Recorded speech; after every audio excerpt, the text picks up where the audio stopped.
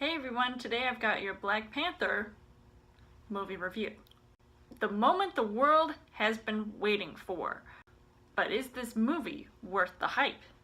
So as far as the story goes, Ryan Coogler directs this latest Marvel film that brings the world of Wakanda to life when we see the Black Panther return to take his rightful place on the throne as king. Right away, I could tell that a lot of love went into making this film, and I have really enjoyed watching some of Ryan Coogler's other films, like Creed and Fruitvale Station, and I knew that this was going to be a hit, and I was really excited to see this movie before it even came out, and I really loved this character since Captain America Civil War.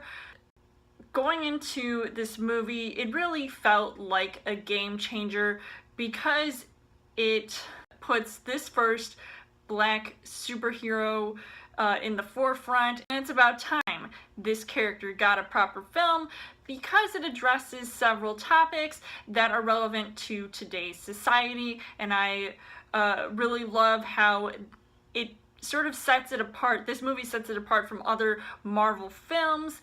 You see that Wakanda is obviously portrayed as a more technologically advanced African country, and this movie really made me excited from the start.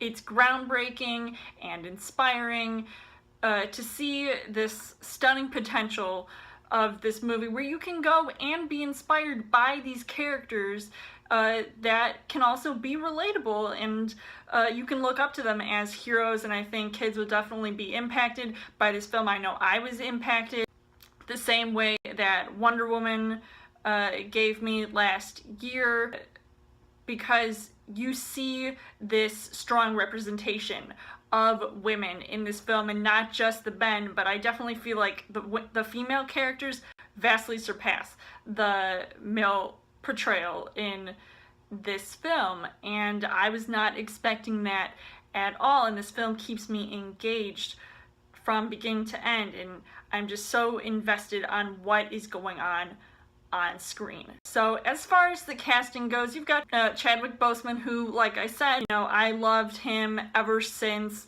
he first played Panther in Captain America Civil War, and his character is T'Challa. He keeps being his badass self, and he strives to live up to this expectation to be this leader of his tribe. You get to see, how much he has to put up with, and I love his interactions with his co-stars, and there is quite an all-star cast in this movie, and that is another reason why I wanted to see this movie from the get-go, because you've got Lupita Nyong'o, and I thought that her character was really badass and strong and beautiful and powerful and everything that I know that she can be from seeing her previous work. You've got Angela Bassett, who plays T'Challa's mom.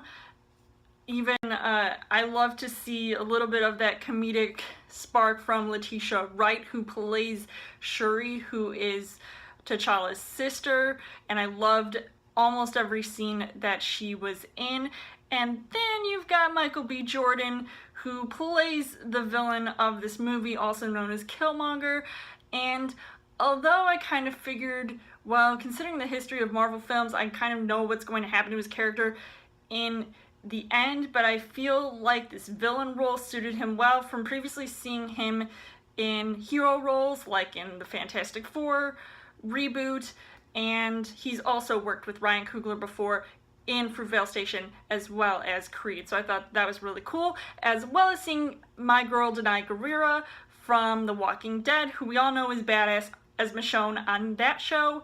And now seeing her role here, I mean, she really puts herself in this performance, and she really embodies this character who basically has to strip herself of, her beautiful hair, and a lot of the women did that in this movie, and I thought, like, that was really just so beautifully represented as far as on a cultural level goes. Just very strong and powerful characters all together. You've also got in other supporting roles Forrest Whitaker, Daniel Kaluuya, and even Andy Serkis, who we've seen in another Marvel film before, as well as Martin Freeman.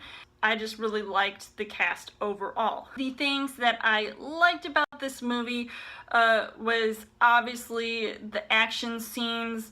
You know, it's a lot of stuff that just really felt very fast-paced and, you know, as I would expect to see in a Marvel film, and just seeing how well some of that technology can work in this movie.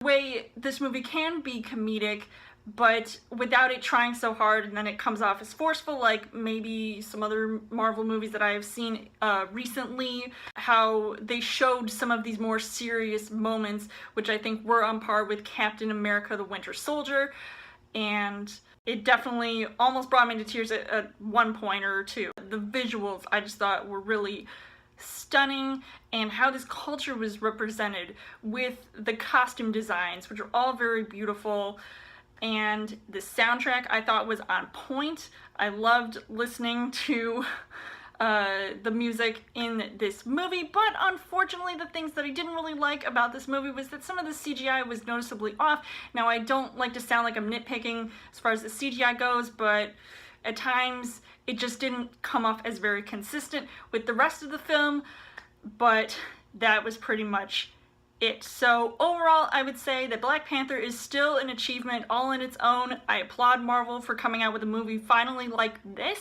So I would highly recommend seeing this movie, whether or not you are a fan of comic book movies, but I think this is definitely a movie to see in general. So I would give this 4.5 hearts on the heart rate scale. So let me know in the comments what you guys thought of Marvel's Black Panther, and as always, you guys can subscribe to my channel. I've got my movie reviews, movie updates, come back every week for a Trail Thursday video. You guys can also like me on Facebook and follow me on Twitter, and I will see you guys later.